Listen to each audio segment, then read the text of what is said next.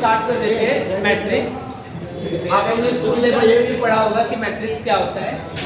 Unit number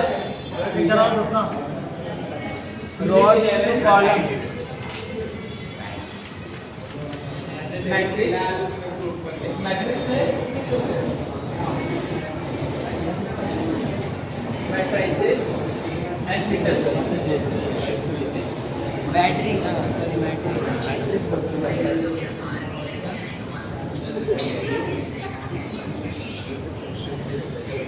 ये कौन है? बंद कर बंद कर लिया। ये मैट्रिक्स क्या होता है ये आपने स्कूल लेवल पे भी पढ़ा है। आपने में मैट्रिक्स है पहले 3 टाइप ज्यादा पढ़ रहे हैं। फॉर्मूला रोज इनटू कॉलम। मैट्रिक्स कुछ इस तरह से आपका दिखता है। हाँ सर, ठीक है, यहाँ पे 2 3 4 5 6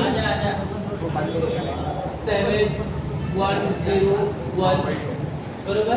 इस तरह से आप इस तरह का एक्सप्रेशन क्या होता है आपका मैट्रिक्स होता है बरोबर। अच्छा ये मैट्रिक्स में कितने रो है कितने कॉलम है? 3/3 का है। देखो मैट्रिक्स का अभी सबसे पहले हम लोग ऑर्डर डिस्कस कर लेते हैं। ठीक है, पहला रो और कॉलम, रो इनटू कॉलम। ये क्या होता है? अब क्या है बेटा? सर बहुत आसान लगता है। यही सोच रहे हैं। रो इनटू कॉलम इसका ऑर्डर होता है। जैसे एक रो किसको बोलेंगे कॉलम किसको बोलेंगे, इस तरह को रो बोलेंगे। हाँ सर मालूम है। और इसको क्या बोलेंगे कॉलम। 10वीं से पहले पढ़ चुके। ठीक है। अच्छा अब मुझे ये बता दो 1 2 3 2 1 4 इसमें कितने रो है कितने कॉलम है? 2 × 3 कितने रो है ये बता रो 2 है। 3 रो है और 2 कॉलम है। एक रो आपका ये है 2/2 का है। ठीक है। 2/3 का है। एक 3 ये बाय है 2 first row second row third row. ठीक है, तो आपके पास 3 रो है। फिर इसके बाद क्या है कॉलम है 1 2। इसको इस बात से समझो, ये पहला रो हो गया, ये दूसरा रो हो गया। अब कॉलम की बात करें तो first column second column third fourth और फिफ्थ बरोबर। बात समझ में आ रही है आपको? तो ये फर्स्ट सेकंड थर्ड उसी तरह से इस मैट्रिक्स का। अच्छा इसको क्या बोलते हैं? इसको order of a matrix.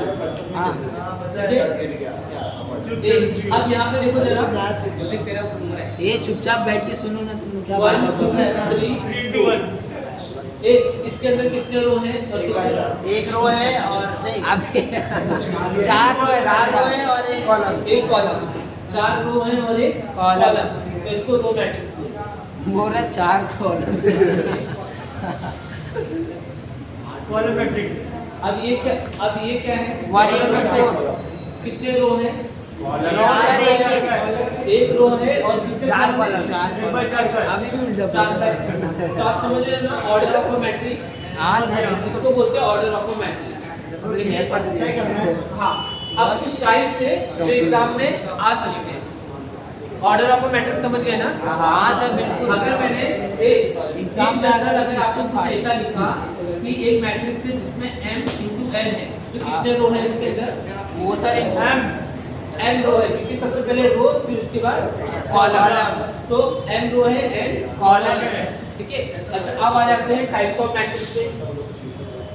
Sir matric का डेफिनेशन तो टाइप्स ऑफ मैट्रिक्स।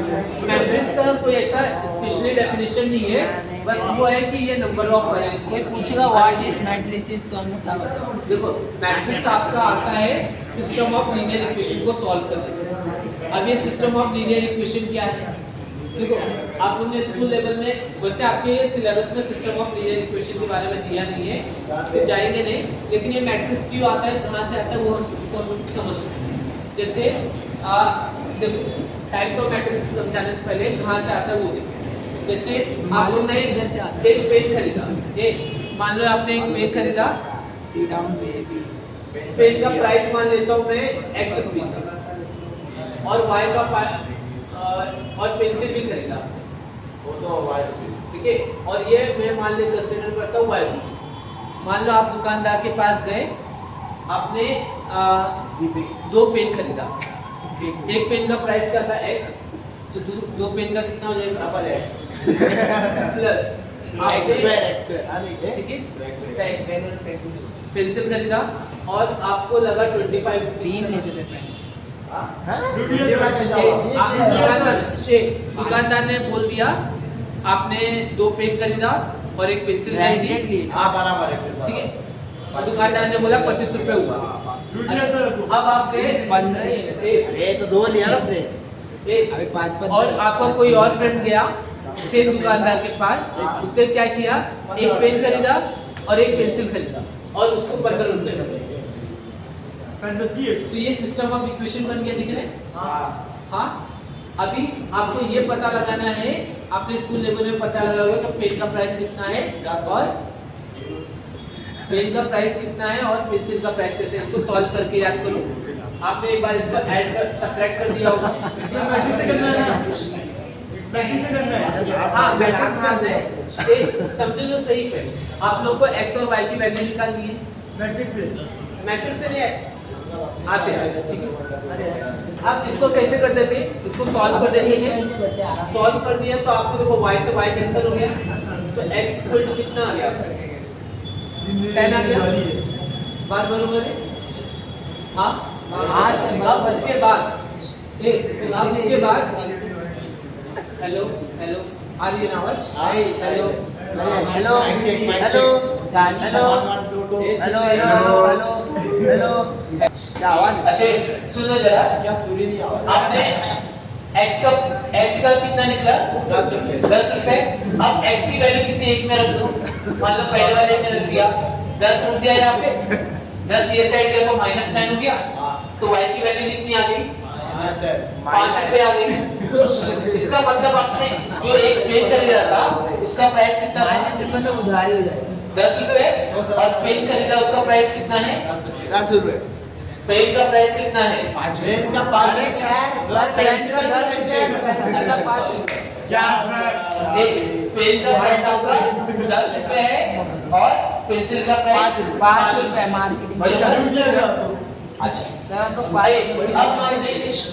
मान लो आप गए, आपने 3 चीज खरीदा, आपका एक फ्रेंड गया, उसने मान लो दो पेन खरीदा, 3 पेंसिल खरीदी, प्लस उसने एक नोटबुक खरीदा, उसने एक बुक भी खरीदा और बुक का प्राइस ₹10 है और उसको मान लो कि लगा 45 रुपीस लगा। नहीं सर इतना तो बुक का भी नहीं। 30 रुपए की मान लो लाइन लगाएंगे तो मजा आएगा सर। अच्छा ठीक है 100 रुपीस ले लूं, 150 रुपए ले। ये सही है, 150 रुपए बड़ा आ जाएगा। अब दूसरा फ्रेंड गया, उसने क्या किया, x plus y plus z, एक पेन एक बुक और एक पेंसिल खरीदा, उसको मान लो लग गया 70 रुपए लग गया। अब मान लो तीसरा फ्रेंड गया, उसने 2 पेन खरीदा, एक पेंसिल खरीदा और एक बुक खरीदा, अब मान लो उसको लग गया 80 रुपए लग गया। अच्छा अब आप इसको सॉल्व कर सकते हो, आराम से सॉल्व करना, रिड्यूस कर दोगे, सॉल्व कर दोगे, same system of linear equation. अच्छा अब सॉल्व कर, अब मान लो आपने बुक पेन और अरे सर मैट्रिसेस पढ़ा हो, फाइंड द वैल्यू ऑफ एक और चीज ले लेते हैं, find the value of x मान लो आपने एक बुक खरीदा प्लस 2 पेन खरीदा प्लस एक बुक खरीदा, अब आपने एक चौथा चीज खरीदा, रबड़ भी खरीदा, इरेजर खरीद दिया, इसको मान लेता हूं मैं W। सर कैसी बात है उसको W सिंबल मान लूं, तो मान लो आपने यहाँ पे एक W खरीदा, आपको 120 रुपए लगा। सर एक पेंसिल का डब्बा खरीदे थे। अब एक पेन खरीदा प्लस सब कुछ एक खरीदा, अभी शार्पनर भी आपको लग गया 100 रुपए। नहीं सर शार्पनर भी खरीदे थे। 120 का रबड़ 500 रुपए का ही आता है रियल प्राइस से मैं कंपेयर कर रहा हूँ रियल प्राइस से कंपेयर मत करो। इन लोग को अच्छा अब यहाँ पे कितने वेरिएबल है अब इसको सॉल्व करो कर पाओगे ये ध्यान दो जब देखो जब दो वेरिएबल थे सुन तो लो भाई जब दो वेरिएबल थे आपने ऐड और सब्ट्रैक्ट करके सॉल्व कर लिया जब तीन वेरिएबल हुए तो भी प्रोसेस डिफिकल्ट है आपने सॉल्व कर लिया अच्छा अब उसके बाद अब यहाँ पे चार वेरिएबल है सॉल्व करते करते 3-4 पेज चला जाएगा और सर के बाद चढ़ जाएगा कैसा हो जाएगा हो जाएगा लेकिन प्रोसेस क्या है डिफिकल्ट है क्योंकि यहाँ पे चार वेरिएबल है उसी तरह से अगर मैंने आपको एक पांचवा वेरिएबल दे दिया छठा वेरिएबल दे दिया प्रोसेस डिफिकल्ट हो जाएगा ना उस टाइप पे हम लोग क्या करते हैं मैट्रिसेस का यूज करते हैं अब मैट्रिसेस हमने कैसे बनाया उसको समझो देखो यहाँ पे हम मैट्रिक्स कैसे बनाते हैं एक आपने स्कूल लेवल में भी ये बात समझा होगा पहला दो हो गया 1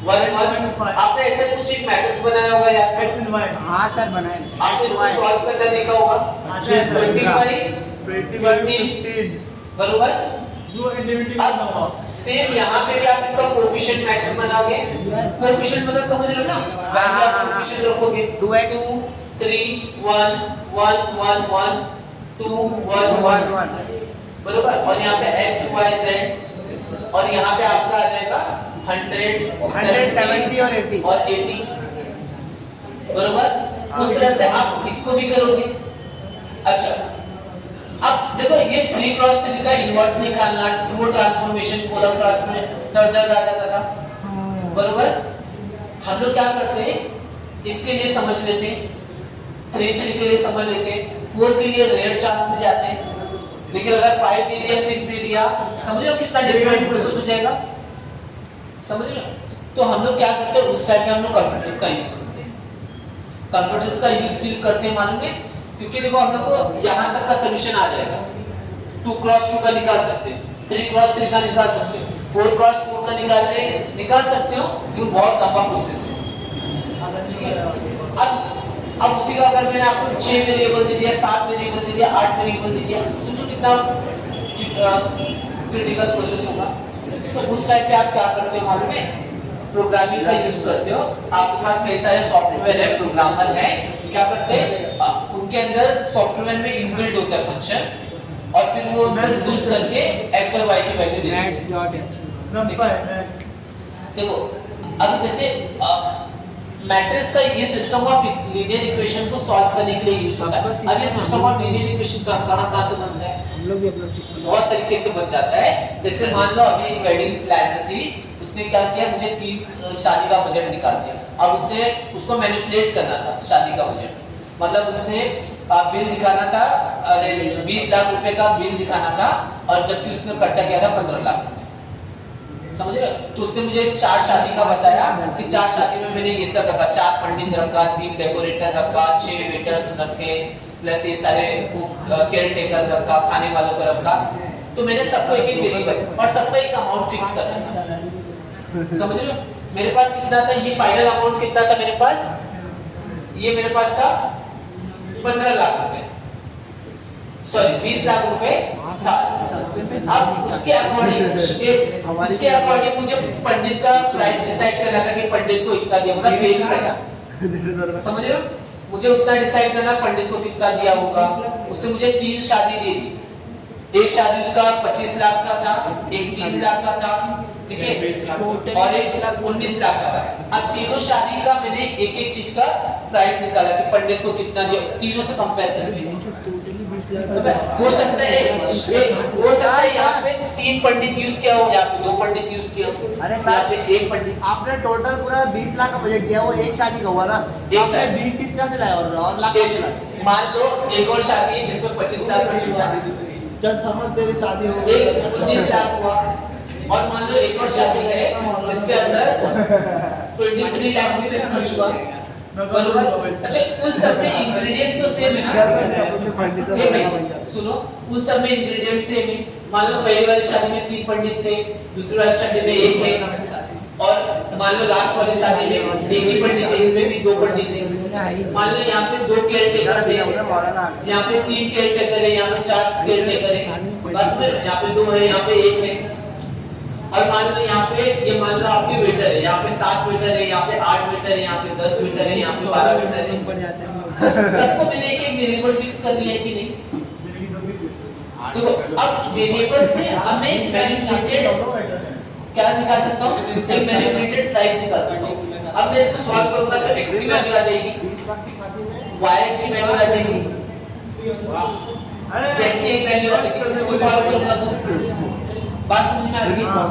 अच्छा अब इसको सॉल्व करने से मुझे ये बात समझ में आ जाएगा कि अब मैं इनकम टैक्स वाले को पंडित का प्राइस कितना दिया है, कितना दिया है, केयरटेकर को कितना दिया है, सर शादी में बस इनकम टैक्स लग रहा है, अब शादी में भी इनकम टैक्स लग रहा है। अरे भाई अरे केयरटेकर्स को लगेगा ना, मैं शादी भी करूंगा।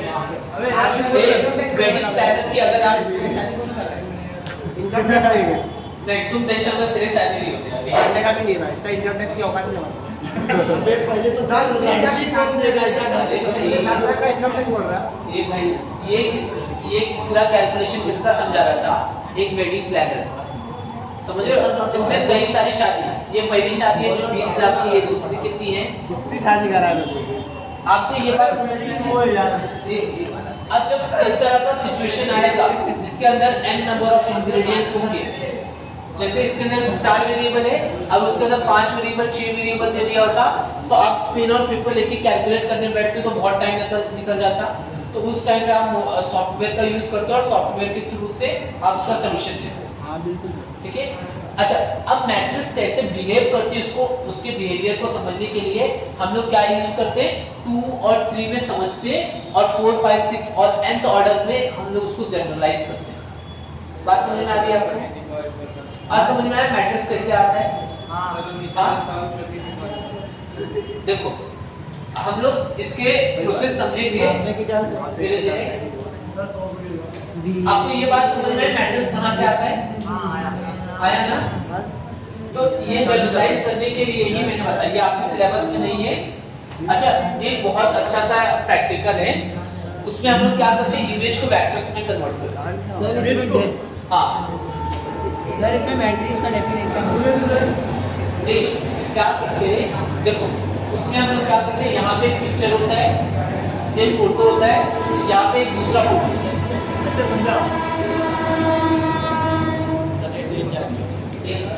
देखो यहाँ पे एक आदमी का फोटो है, यहाँ पे दूसरे आदमी का फोटो है। आदमी सर,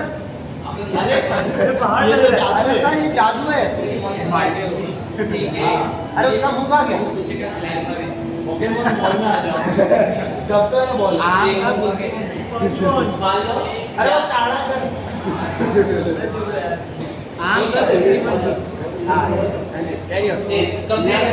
फिर मैं आपको समझाता हूँ। अभी हम लोग क्या करते हैं, इमेज प्रोसेसिंग में इस इमेज को वेक्टर्स में कन्वर्ट करके ले लेते हैं और वेक्टर्स में वो जो एंट्रीज होती हैं वो क्या होती है, स्टोर होके हो जाती है। कैसे? हाँ इमेज प्रोसेसिंग में ये जो इसके पॉइंट्स होते हैं ना वो पीछे मैट्रिक्स के फॉर्म में हो जाते हैं और इस इमेज को भी मैंने मैट्रिक्स के फॉर्म में स्टोर कर दिया। अब क्या करूंगा, अगर मैंने दोनों को ऐड किया, ऐड करूंगा तो एक के ऊपर एक कोलैप्स हो जाएगा, एक के ऊपर एक कोलैप्स हो जाएगा तो पिक्चर एकदम हल्का सा दिखने लगेगा। कैसा? एक फिर कैसा दिखने लगेगा, एक दोनों पॉइंट वाले यहाँ पे ब्लैक कलर इसके ब्लैक कलर के ऊपर तो कैसा दिखने लगेगा, एक पिक्चर एक अजीब सा ऐसा कुछ हल्का जैसा पिक्चर बन जाएगा। देखो आप मेरी बात समझना, अब मैं आपको क्वेश्चन देता हूँ, प्लीज समझ लो। अभी हम लोग क्या करते हैं, उस पिक्चर को एक फ्रेम ऑफ रख दूंगा। आप लोग अपने मम्मी पापा का जेरॉक्स कॉपी हो, आंख आपको मम्मी से मिला होगा, पापा किससे कुछ मिला होगा, फिर उसके लीनियर कॉम्बिनेशन से कुछ बना होगा आपका चेहरे में। तो हम लोग क्या करते हैं इमेज प्रोसेसिंग में, हम लोग मान लो आपको आँख मम्मी का मिल ये तो गया, यूनिक है बाबा। मम्मी का आँख हम लोग उठाया, मम्मी के आँख के वेक्टर्स को उठाया हमने, जो आँख के वेक्टर्स थे मैं सुना था उसको यहाँ से कलेक्ट होता है, किया। ये तो एक्टर्स बोल रहे थे। अब कलेक्ट करने के बाद हमने क्या किया, अब मान लो पापा का चेहरा बड़ा था तो मम्मी का आँख मिलने की वजह से पापा का आँख चेहरा मिलने की वजह से आँख थोड़ा सा बड़ा हो गया।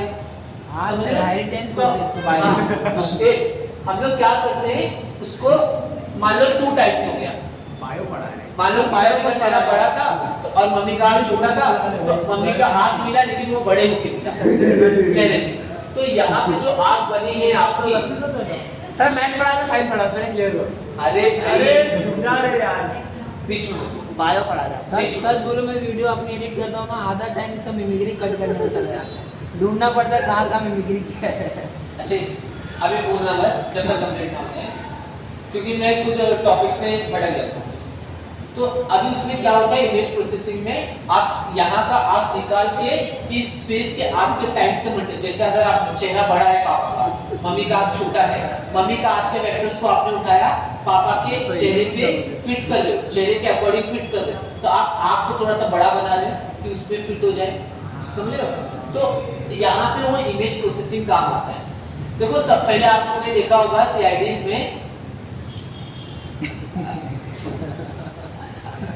उसको बुला रहा, लेक्चर नहीं आ रहा ना।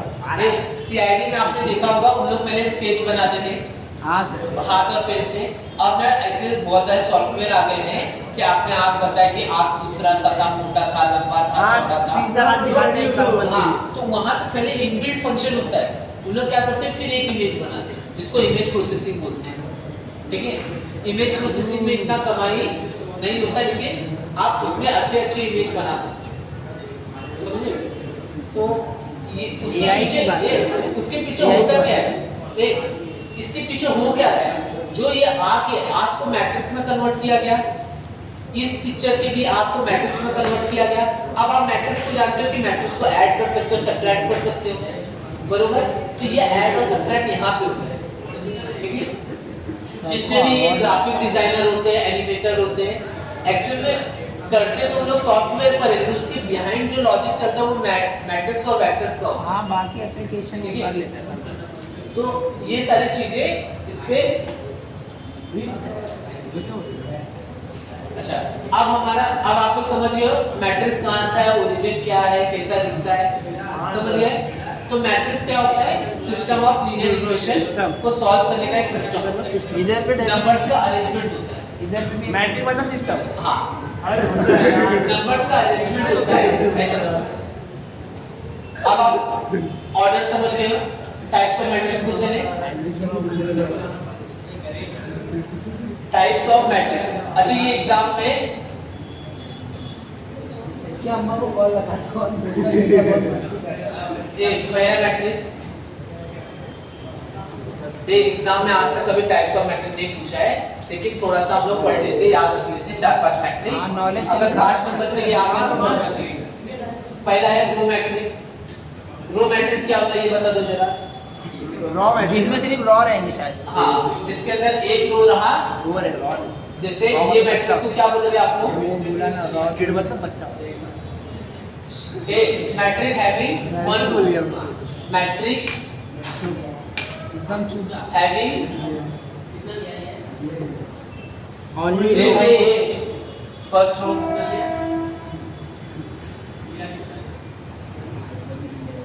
अब सर अभी साहिल कुछ बोला ना, इसको बहुत सर ये 1/2 जो फोन कर last bench. Pay attention on A matrix having one row is called row matrix. अब row matrix कैसे दिखता है आपका? 1 0 1। ये भी row matrix है। हाँ, मैट्रिक्स में जो मैट्रिक्स में एक रो होगा उसको क्या बोलेंगे? Row matrix. Row matrix। अब कॉलम मैट्रिक्स का डेफिनेशन ऐसे बता दो सेकंड। जिसमें सिर्फ कॉलम होगा। हाँ, जिसके अंदर सिर्फ एक कॉलम हो। The matrix contain only column. हाँ, only one column। हाँ वही ओनली कॉलम ना हो। ठीक है, मैट्रिक्स हैविंग आप लोग हैविंग वन। सर ऐसे Column। पीछे मैट्रिक्स का भी वो दिया डेफिनेशन। हाँ, A matrix is a set of number which are arranged into row and column. बस वो नंबर्स का अरेंजमेंट है, ठीक है। और डेफिनेशन में बोल सकते हैं ना। नहीं, मैट्रिक्स का कभी डेफिनेशन नहीं पूछता, क्योंकि अलग अलग राइटर्स को कोई वेल डिफाइंड नहीं है। मैं अपने तरह से डिफाइन काम चलाने के लिए सर। तू अपने तरह से डिफाइन करेगा। तो बस वो ऐसा सिंपली नंबर्स का arrangement, system of linear equation के अरेंजमेंट है, कोएफिशिएंट जिसको बोलते हैं। Sir square matrix. अच्छा, उसके बाद आपका आ जाता है स्क्वायर मैट्रिक्स। स्क्वायर मैट्रिक्स किसको बोलते हैं? जिसमें कॉलम और रो दोनों इक्वल बराबर हो। Same, हाँ। चार चार जैसा अब matric having same number of column and same number of having पहले रो लिखेंगे फिर column. same number of column, पहले same row- number पहले रो लिखो sir. of row and column, दोनों साथ में लिखेंगे। same number of row and column, ठीक है। Okay sir. Same number of row उसके बाद एंड जीरो। कॉलम। जैसे एग्जांपल के लिए आप ले सकते हो 2 क्रॉस 2 का मैट्रिक 1 1 0 1। Rectangle matrix. आप ऐसा ले सकते हो 1 0 1 1 0 1 2 1 1। तो ये कितने का है?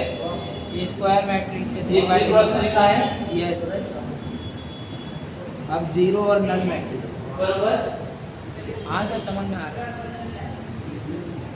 Triangle matrix. और ट्रायंगल। अबे पहले जीरो होने में फिर आगे बढ़ते हैं। अब आ जाते हैं जीरो मैट्रिक। अब matrix containing zero element is called 1 0 matrix. उसमें कोई ऑर्डर की जरूरत नहीं। चौथा आपका, अगर मान लो आपको 5 नंबर के लिए आ गया तो कोई भी 10 का याद रखे लेना। सर अगर मैट्रिक में सिर्फ बीच में 0 है तो उसको क्या आप लेंगे? जीरो, तो उसका ऐसा कुछ नहीं है, आ सकते हैं जीरो। में सिंगल जीरो रहेगा तो भी नल ही होगा। 1 रहा या सिंगल?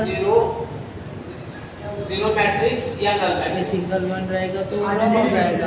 रो रेक्टेंगुलर बीच में 1 लिख दिया तो वो रो माना जाए कॉलम माना जाए? नल अच्छा, वो मैट्रिक्स। सिंगल का मतलब अच्छा, यहाँ पे देखो। क्योंकि पहले रो है।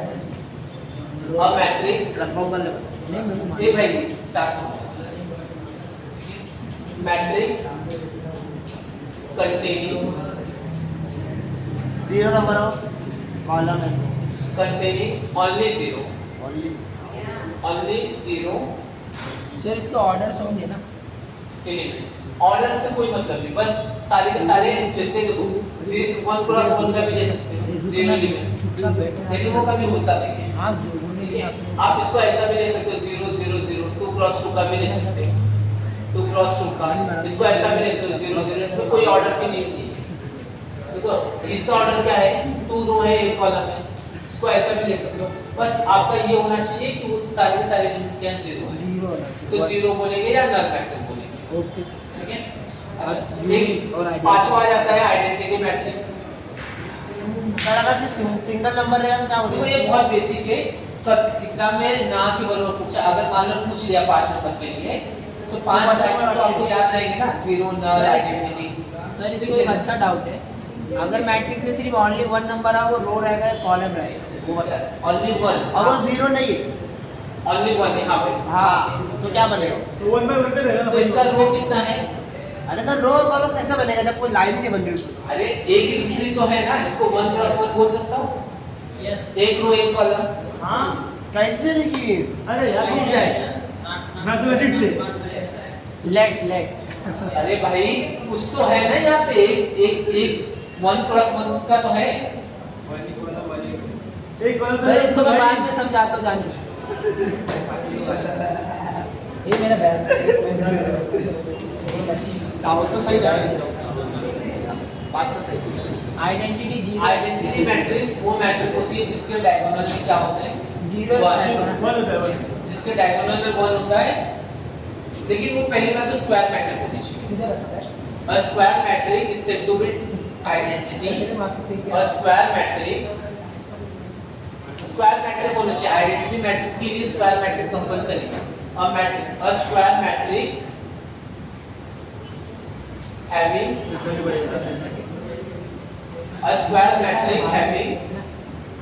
इसमें लिखा हुआ है।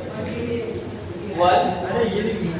a square matrix having अरे मेरा फिजिक्स ग्रुप बंद कर दो। सर का सर्वर डाउन हो गया। one in diagonal ये भाई कितना बात करता है यार, तेरा आवाज यहाँ तक आ रहा है। अरे हमको एंड समझा रेस्ट ऑफ द एंट्री समझा कुछ कॉलेज में बात करता है म्यूजिकल बात इसके तो कोई नहीं बोलता है एंड अदर एक मिनट में ऐसे लफ्ज़ बोल दिया वो मेरा काम है आर 0। देखो क्या लिखा है, square matrix having one in diagonal and other entries are 0। मतलब डायगोनल दो में क्या होना condition। चाहिए, वन। एग्जांपल के लिए जैसे स्क्वायर मैट्रिक्स होना चाहिए पहली बात, 3/3 का ले और बाकी 0। ये 2 क्रॉस 2 का हो गया, उसी तरह से 3 क्रॉस 3 का 1 1 1 और बाकी सब 0। दो 3 कंडीशन क्रॉस 3 का 4 का स्क्वायर मैट्रिक्स डायगोनल पे One square matrix having one in diagonal and other entries are 0। Sir अगर ये अपोज हो गया तो हाँ, दूसरे डायरेक्शन में बना तो दूसरे नहीं तो उसको कुछ नहीं, तो उससे हमें मतलब नहीं, बस आइडेंटिटी के लिए उसका यूज नहीं लगता है, इसलिए हमें जरूर। अब 6 के लिए ट्रायंगुलर मैट्रिक्स 7 है सर। डायगोनल मैट्रिक्स, अच्छा डायगोनल उधर पे पढ़ा इसका एग्जांपल दिया कि नहीं? अब ये डायगोनल मैट्रिक्स क्या है, डायगोनल मैट्रिक्स वो मैट्रिक्स है जिसके डायगोनल में एंट्रीज हो। बस अच्छा, इसको डायगोनल मैट्रिक्स बोल सकते हो। हाँ बोल दो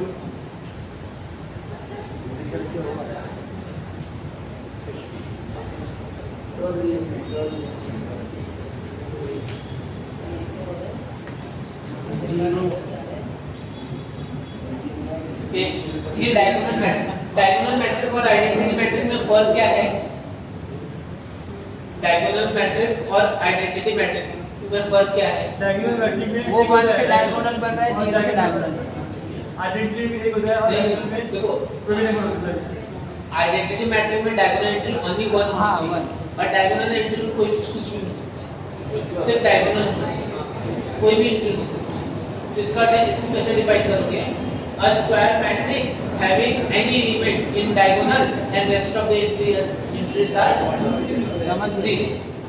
बात समझ में आ रही है आपको। साइड में 0 होना चाहिए ना A square matrix having any number number in diagonal and rest of the entries are 0। मतलब एक नंबर तो होना ही चाहिए, सारे 0 नहीं होने चाहिए। नहीं, वो बन तो जाएगा उसी नल मैट्रिक्स बन जाएगा। अब ट्रायंगुलर तो कैसे लिखोगे, a square matrix डायगोनल में होना चाहिए। डायगोनल में मैट्रिक्स हैविंग डायगोनल में ऐसा होगा कि नंबर कोई भी Any डायगोनल बनना चाहिए। नंबर साइड में 0 in diagonal एकदम आसान है बोलेगा and other entries are 0।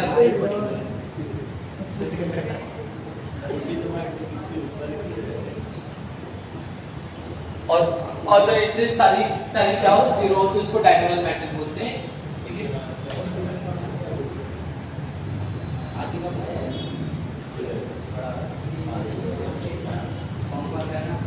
Triangular में क्या ट्रायंगुलर में अपर ट्रायंगुलर और लोअर ट्रायंगुलर आ जाता है, दो टाइप के। डायगोनल के ऊपर वाला ट्रायंगुलर हाँ।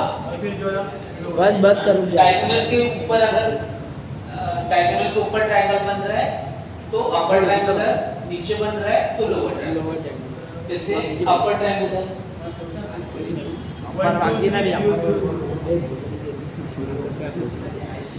अपर ट्रायंगुलर क्या है ये बन रहा है तो इसमें बता दो हाँ, क्या बन रहा है? ट्रायंगल है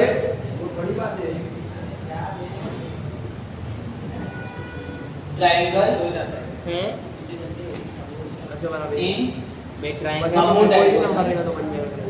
ये तो हर किसी में नहीं बनेगा, इसमें ही बनेगा। क्या? डायगोनल और ये देखिए अपर लाइन छोटी है उसमें भी तो ट्राई करोगे। मैं तो इसमें 0 है ना साइड में। 0 नहीं है, मतलब पूरा नंबर का टाइप। जैसे ये डायगोनल है, उसके ऊपर ट्रायंगल बनना चाहिए, तो 0 1 2 rest and other entries are 0। देखो triangle in above diagonal and other entries क्या होनी चाहिए, अदर एंट्रीज आर 0।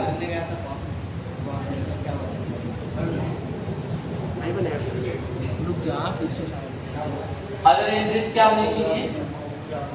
फिर से समझाओ सर। 0 होनी चाहिए। अब ट्रायंगल में 0 नहीं आ रहा सेकंड लोअर ट्रायंगुलर अरे सर एक बार समझाओ ना अपर वाला। अपर वाला रिपीट करो सर। हाँ अपर वाला रिपीट करो। अपर ट्रायंगुलर मतलब कि triangle in the upper diagonal, मतलब ये डायगोनल एंट्रीज है, उसके ऊपर ट्रायंगल बना तो अपर ट्रायंगुलर, और अदर एंट्रीज आर 0 और उसके नीचे की एंट्रीज सर ऐसा है तो फिर उसमें दोनों ही बन रहा है अपर और लोअर। किधर? वो अपर वाले ये वाले अदर नीचे की एंट्री 0 है ना? लेकिन ऊपर भी तो एक 0 है। हाँ उससे फर्क नहीं पड़ता, लेकिन यहाँ पे तो कोई एंट्री है ना। समझ गया ना? अब तो ट्रायंगल है ना, अब कोई प्रॉब्लम नहीं है ना। मान लीजिए सर, वो draw कर दो। इसके लिए तो अपर ट्रायंगुलर तो बन रहा है ना, इसके लिए ट्रायंगल ड्रॉ कर दो ना। यहाँ पे भी 0 है, अपर बनेगा तो भी तो- इसको अपर ट्रायंगुलर बोलेंगे। तो नीचे भी 0 तो वो भी लोअर बन सकता है। लेकिन यहाँ पे एक एंट्री है, कोने में रहना चाहिए। हाँ अगर ये भी 0 हो जाते तो सिर्फ डायगोनल होता ना, अपर होता ना lower। हाँ मतलब ऊपर एक भी नंबर है ना। यहाँ पे एक एंट्री तो एटलीस्ट कुछ ना कुछ तो होनी चाहिए, इसके लिए डायग्राम बना दो आप। ठीक है? तो चाहिए तो ऐसा डायग्राम बना दो, हाँ एक नंबर से। याद रखो। समझा? अब लोअर ट्रायंगुलर में कैसे आ जाएगा? ट्रायंगल आई थिंक सो ऊपर 0 रहेगा। Triangle in below, Below diagonals are below diagonals and rest of the entries are 0 okay sir समझिए। and हाँ टाइप्स पढ़ के other entries are 0। अच्छा ये बेसिक क्वेश्चन है, मेरे को नहीं लगता ये आएगा क्योंकि कोई भी टीचर ऐसा सर पढ़ लेंगे जिंदगी में। बस आप याद रखो, अभी नहीं बस आया। याद रखने के लिए है।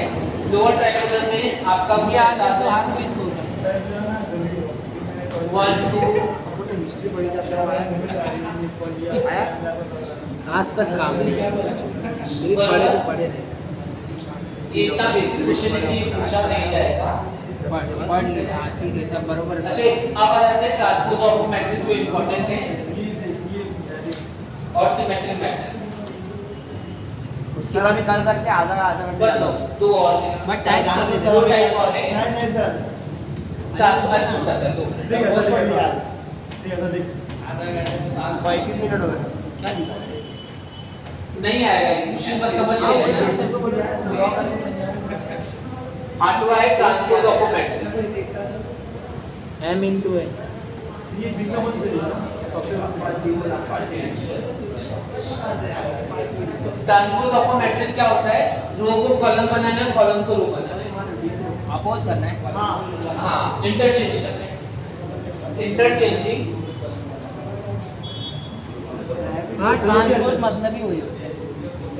इंटरचेंजिंग एलिमेंट चेंज नहीं ना क्या होगा रो ऑर्डर चेंज हो जाएगा तो answer and column answer is called करना पड़ता है इसमें आंसर नहीं करना पड़ता है transpose of a pattern। मान ली इक्वल नंबर ले आंसर भी चेंज होगा। 1 2 3 मतलब अगर मैंने आपको A मैट्रिक्स दे दिया 1 2 3 4, तो इसका ट्रांसपोज को A T से दिखाते हैं। हाँ रो को कॉलम बनाना है, रो को column banana in the sense ये रो है, ये रो है, इसको कॉलम बनाना, ये रो है, इसको कॉलम बनाना। हाँ बराबर। बरोबर। हाँ सर। सेकंड एग्जांपल, हाँ, मान लो ये समझ B में मैट्रिक्स है 1 0 1 2 1 2 1 3 4। अरे रुक जाओ रुक जाओ। ये मैट्रिक्स है आपका। Triple one. B ट्रांसपोज निकालना है आपको। हाँ मैंने 111 आ जाएगा। हाँ 1 1 1 0 0 2 3 0 2 3 1 2 4 1 2 1 2 का तो 4। ये ट्रांसपोज 1 2 का 4 समझ गए ना? Transpose of a matrix. अच्छा इसका फिर से अगर मैंने ट्रांसपोज ले लिया तो फिर वही हो वही बन जाएगा। ये बन जाएगा। बराबर। तो इन जनरल भी ऐसे ही होता है कि आपने अगर A ट्रांसपोज लिया, उसका ट्रांसपोज लिया तो A ही आएगा। हाँ सर जैसे माइनस इंटू माइनस करेंगे प्लस हो जाता है। हाँ ठीक है। ट्रांसपोज ऑफ अ मैट्रिक्स समझ गए आप लोग? समझा? हाँ सर लास्ट बचा सिमेट्री। ऑर्डर भी लगा है सर लास्ट अच्छा ऑर्डर ऑर्डर वाला भी एक लिख लो। ऑर्डर वाला भी एक लिख लो। जैसे मान लो एक और example third first second third लिख लो। अगर मान लो ये 1 2 3 है, इसका ऑर्डर कितना है? इसका ऑर्डर क्या है? एक रो है, हाँ 1/3 1/3। अगर ये ए मैट्रिक्स मैंने बोल दिया तो ए ट्रांसपोज क्या हो जाएगा? आपका जो है एक कॉलम हो जाएगा। हाँ, रो का कॉलम हो जाएगा, मतलब 3 क्रॉस 1 हो जाएगा। Yes. ये रो कॉलम बन जाएगा 1 2 3। तो ऑर्डर भी चेंज हो रहा है, दिख रहे हैं हाँ ऑर्डर चाहिए। ना? ऑर्डर भी चेंज हो रहा है। अब एक और ले लेते हैं, लेकिन सर अगर स्क्वायर टाइप में तो नहीं चेंज होगा ना, वही रह जाएगा। देखो ये मान लेते हैं 1 2 2 4 1 से। अच्छा, इसका ऑर्डर कितना है? 3 क्रॉस 2 का है, ट्रांसपोज होगा तो इसका ऑर्डर चेंज हो जाएगा। आपको मालूम है 2 क्रॉस 3 आ जाएगा, ये चेंज हो जाएगा। तो देखो ये क्या बन जाएगा? 1 2 1 2 4 0।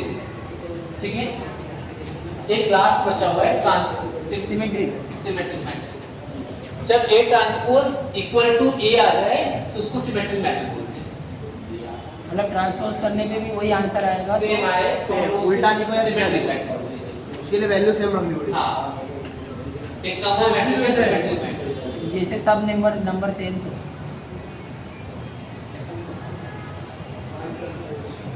आज मजा आ रहा है सर मैच पढ़ने। तो फिर ये आने वाला सिमेट्रिक मैट्रिक्स। सिमेट्रिक मैट्रिक्स क्या होता है? जिसके अंदर आपने A का ट्रांसपोज लिया और A आ जाए, उसको सिमेट्रिक मैट्रिक्स बोलते हैं। हाँ सर एग्जाम्पल ले लो। एग्जांपल के लिए जैसे मैंने ले लिया आपका, एग्जांपल के लिए लिया खाली 1 1 1 ही डाल दो सर। हाँ, 1 जाएगा। 1 2 ले लिया और यहाँ पे 3 4 ले लिया। 3 नहीं बनेगा, ऐसे बनेगा। ये मैट्रिक्स ले लिया मैंने, A ट्रांसपोज ले लिया, इसका A ट्रांसपोज ले लो 1 3 1 3 1 3 1 2। नहीं 3 2। 3 2। कहाँ से देख रहे हो? ये रो को अबे कॉलम रो को बनाया, ये रो कॉलम को कॉलम बनाया, बराबर? तो ये मैट्रिक्स सेम है कि नहीं? सेम है सर। सेम है तो मतलब ये मैट्रिक्स क्या बन गई? सिमेट्रिक बन गया। तो ये सिमेट्रिक सर ये दालिया हो जाए। मैट्रिक्स। ठीक है, एक और एग्जांपल ले लेते हैं। मान लो एक बी मैट्रिक्स लिया मैंने जिसके अंदर 1 2 3 4 5 4 यहाँ पे या 0 लिखो, तो यहाँ पे 0 5 4 ले लिया। अच्छा, इसका ट्रांसपोज ले लो 1 4 5 1 4 5 4 2 0 4 2 0 5 0 3। 5 0 3। तो देखो सेम आया कि नहीं आया? हाँ सर परफेक्ट एकदम। तो B is a symmetric matrix. हाँ सिमेट्रिक है लेकिन मैट्रिक।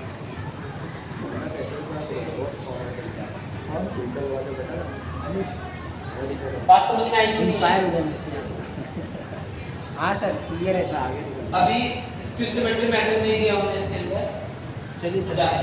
ठीक है, चलो सर चलते हैं आज मिलते की हैं बात। किसी तो new यहाँ पे lecture। हम लोग टाइप्स ऑफ मैट्रिक्स, अच्छा मतलब पहले से मेरे पेड़ पे बैक करने लगे।